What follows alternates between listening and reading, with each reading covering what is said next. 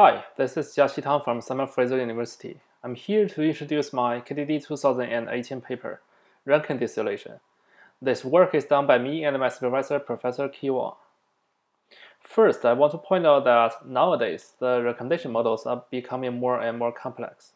From the past, we use similarity-based CF, which uses the similarity between users and items for recommendation, and it doesn't have any parameter. But since the Netflix price competition, more and more people realize that the latent vector model with many parameters perform much better.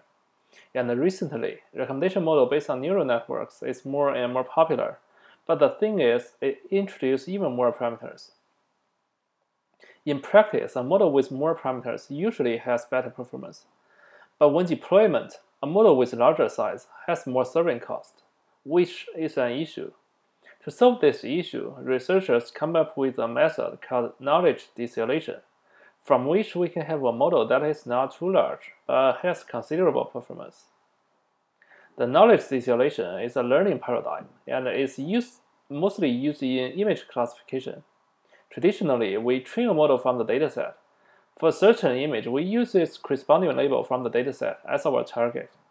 With knowledge distillation, apart from the dataset, we also use a teacher model with much more parameters to supervise our model.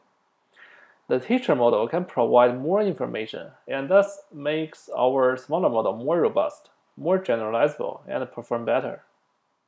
So the question is, can we directly apply KD to recommendation models? The answer is not really. Actually, there are several constraints.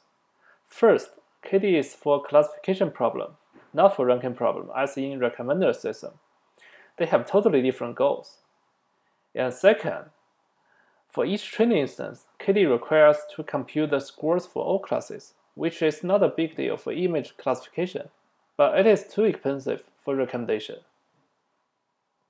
We propose a new paradigm based on knowledge distillation, and it is called ranking distillation. Specifically, we use a smaller model to learn to rank the results from the top positions of a larger model. But if we go along this way, there still have some other issues. For example, because the teacher model is also not perfect, so how much we should trust from its predictions.